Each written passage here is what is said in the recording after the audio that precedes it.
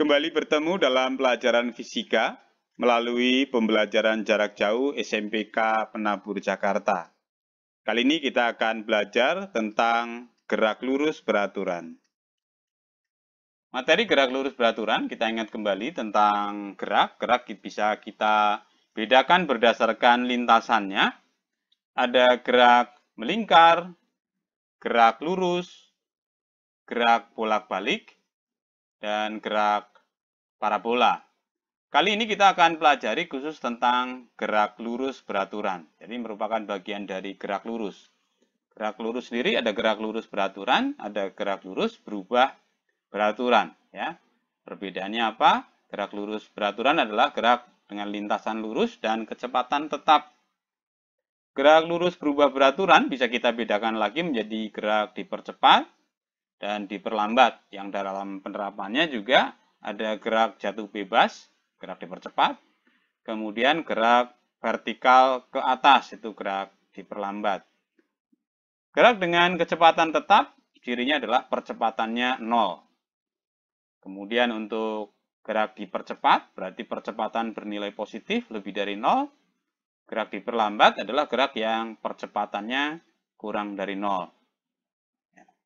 Gerak jatuh bebas maupun gerak vertikal ke atas adalah contoh gerak yang dipengaruhi oleh gravitasi. Nah, gerak lurus beraturan seringkali disingkat dengan GLB ya. Cirinya lintasannya lurus, kelajuannya tetap. Nah, kemudian percepatan 0. Gerak lurus beraturan dalam interval waktu yang sama menempuh jarak yang sama. Karena lintasannya lurus dan kelajuannya tetap, maka pada gerak lurus beraturan ini kecepatan dan kelajuannya itu sama. Ya, jika di video terdahulu kita masih membedakan untuk yang lintasannya tidak lurus antara kelajuan dan kecepatan benda itu berbeda. Karena ini lintasan lurus, besarnya kecepatan dan kelajuan sama. Nah, ini adalah tabel contoh GLB ya, misalkan ada jarak 2 orang terhadap tiang bendera di lapangan upacara. Orang pertama di detik ke 0 atau mula-mula jarak dari titik acuan 0, 0 meter. Kemudian setelah 1 detik jarak dari tiang bendera 4 meter. Detik kedua 8 meter. Detik ketiga 12 meter. Detik keempat 16 dan seterusnya. Ini orang yang kedua. Mula-mula berada pada detik ke-0, jaraknya 5 meter dari tiang bendera. Kemudian setelah 1 detik menjadi 9 meter. Setelah 2 detik menjadi 13. Menjadi 17, 21, 25, dan seterusnya. Kita lihat bahwa di setiap detik ada perubahan jarak tempuh sebesar, perubahan jaraknya 4. Ya, ini juga perubahan jaraknya bertambah 4, bertambah 4, bertambah 4. Setiap detik bertambah 4 jaraknya. Dengan demikian, kedua orang anak ini memiliki kecepatan yang sama, ya, yaitu 4 meter per second. Dari 0 ke 1, ini 4 meter per second, 4 meter per second, 4 meter per second, dan seterusnya. Kelajuannya konstan. Lintasannya ini lintasan lurus ya, yang dicontohkan. Grafik GLB. GLB memiliki kecepatan yang konstan, maka garisnya dinyatakan dengan garis lurus horizontal ya, pada koordinat kartesius. Sedangkan jaraknya ini bertambah secara beraturan. Kalau benda berangkat dari titik acuan, jarak mula-mula dianggap 0, maka berangkatnya dari titik ini, perpotongan sumbu X dan sumbu Y. Ya, kemudian bertambah secara teratur. Gambar yang bawah ini menunjukkan bahwa benda bergerak secara GLB, tetapi tidak dari titik acuan. Jadi mula-mula sudah memiliki jarak tertentu. Ya, ini menggambarkan data yang terdapat dalam tabel tadi. Rumus pada GLB, ST sama dengan SO ditambah V kali T. Atau sering juga dituliskan dengan XT sama dengan XO ditambah V kali T. di mana ST adalah jarak akhir dalam satuan meter, SO adalah jarak awal juga dalam meter, V ini adalah kelajuan dalam satuan meter per second, dan T-nya waktu dalam second. Mari kita coba pakai untuk menyelesaikan soal berikut. Seekor kucing mula-mula berada pada jarak 10 meter dari teras rumah. Ketika seekor anjing keluar dari rumah, kucing tersebut berlari menjauh dengan kecepatan tetap, sehingga setelah 6 detik sudah berjarak 34 meter dari teras rumah. Berapa kecepatan kucing tersebut? Oke, kita tuliskan diketahuinya. Jarak mula-mula SO 10 meter dari acuan. Yang menjadi acuan apa? Yang menjadi acuan adalah teras rumah. T-nya 6 detik, ST atau jarak setelah T detik, setelah 6 detik, yaitu 34 meter. Nah, rumusnya ST sama dengan SO plus V kali T. 34 sama dengan 10 ditambah V kali 6. Kita pindahkan 10 ke ruas kiri sehingga 34 min 10 sama dengan 6V. 24 sama dengan 6V, maka V sama dengan 24 dibagi 6. Sama dengan 4 meter per second. Ya. Oke, kita lanjutkan dengan soal nomor 2. Sebuah sepeda motor mula-mula berada pada jarak 30 meter ya, dari anak. Kemudian motor melaju dengan kecepatan tetap 4 meter per second mendekati anak. Ya. Di mana posisi sepeda motor setelah bergerak 6 detik? Ya. Diketahui jarak mula-mula adalah 30 meter dari acuan. Ya, jadi seorang anak itu 30 meter. V-nya, ini saya tuliskan dengan warna merah, karena mendekati, saya tuliskan min 4. Artinya, mendekati itu jaraknya setiap detik berkurang 4. Ya, maka ditulis min 4 meter per second. T-nya 6 detik. Ya, caranya sama dengan nomor 1. ST sama dengan SO ditambah V kali T. Yang ditanya ST ya. Jadi sama dengan 30, jarak mula-mula, ditambah min 4 kali 6, sekali lagi saya ulangi, min 4 artinya setiap detik jaraknya berkurang 4.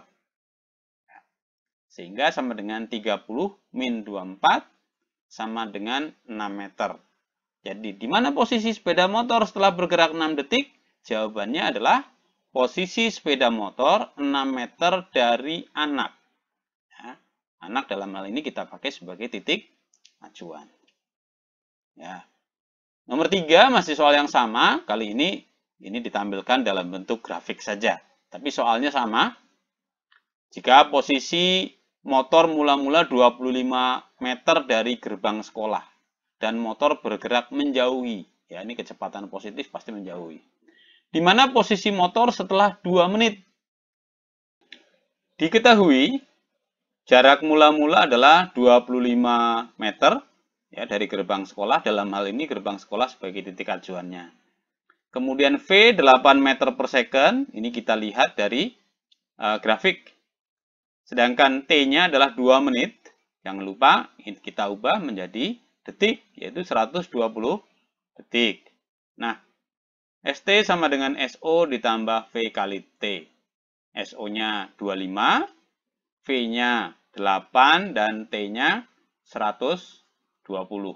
Sehingga ini 25, ini 8 dikali 120 sama dengan 960, sehingga jaraknya adalah 985 meter. Berarti posisi motor adalah 985 meter dari gerbang, ya ini gerbang sekolah. Oke.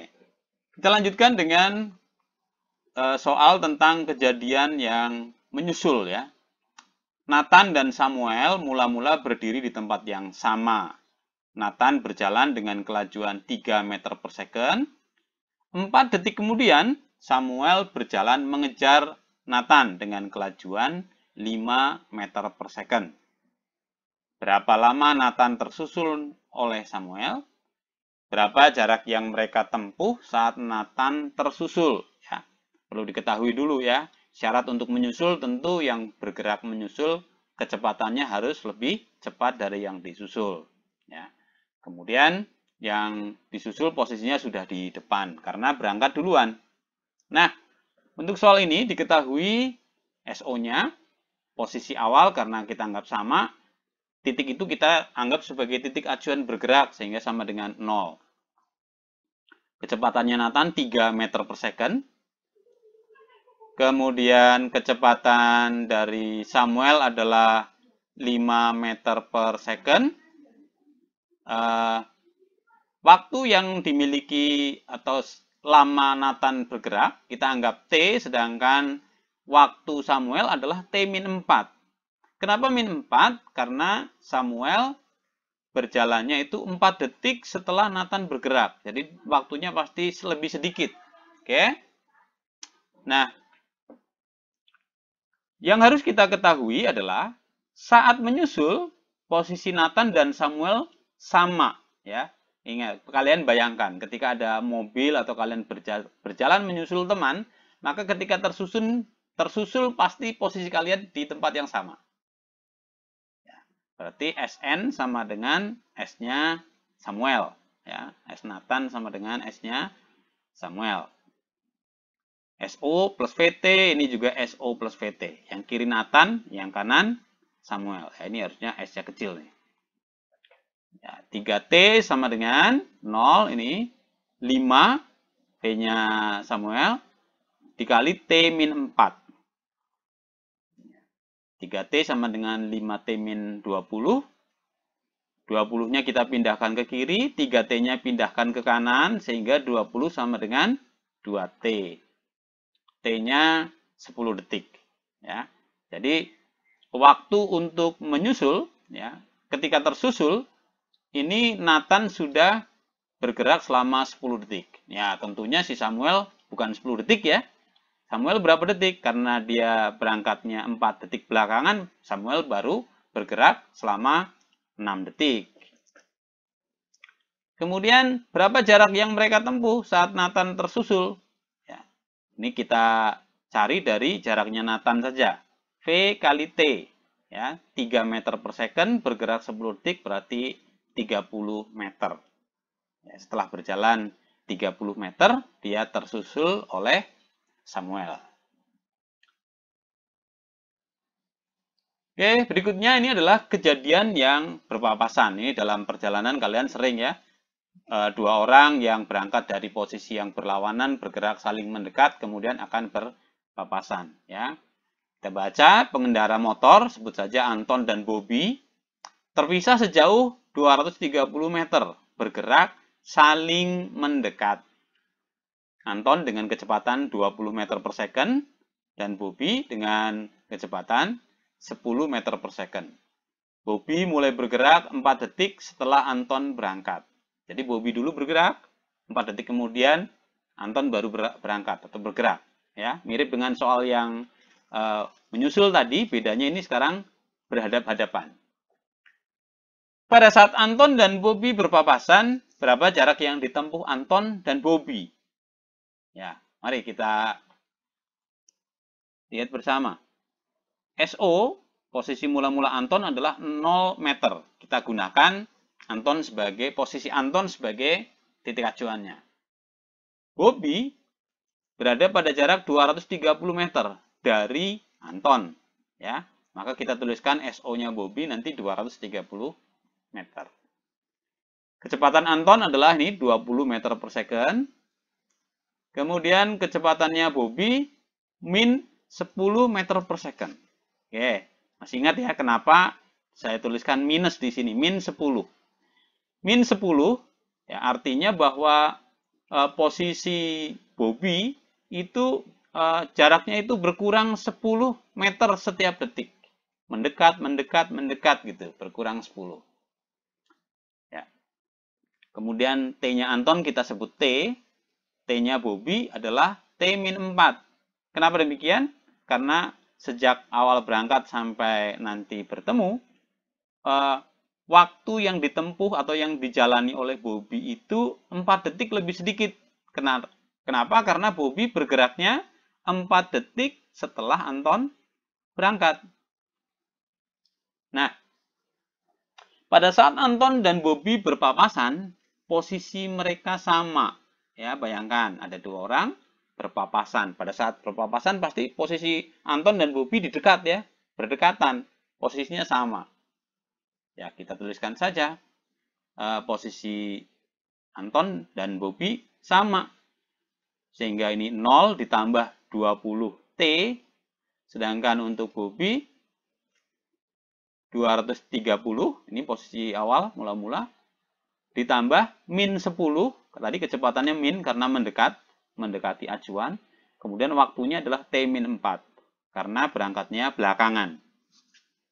Ya, tinggal matematis biasa, kita kerjakan. 20T sama dengan 230 min 10T plus 40. Ya, ini 10T-nya kita pindahkan ke kiri. 20 ini menjadi plus, menjadi 30T. Kemudian di kanan ada 230 plus 40, 270. Ya, T-nya 270 dibagi 30 sama dengan 9 detik. Jadi, pada saat mereka berpapasan, Anton ini sudah bergerak selama 9 detik. Sedangkan Bobby, karena ini T-nya Bobby, T-4, pasti baru bergerak 5 detik. Ya. Oke, kita lanjutkan. Jarak yang ditempuh oleh Anton ini adalah V dikali TA. T ini adalah waktu yang perjalanannya Anton, 20 kali 9, 180 meter. Sedangkan SB atau jarak yang ditempuh Bobby, V dikali waktu tempuhnya Bobby, TB. Karena waktunya adalah T-4, berarti ada selisih 4 detik, maka waktunya adalah 5 detik, 10 kali 5, 50 meter. Nah, tentu saja total jarak tempuh mereka ya sama dengan jarak pisah mula-mula, yaitu 230 meter. Ya, totalnya 230. Oke, baik, video kali ini kita tunggu, untuk kalian tunggu untuk video pembelajaran berikutnya ya. Terima kasih, Tuhan memberkati.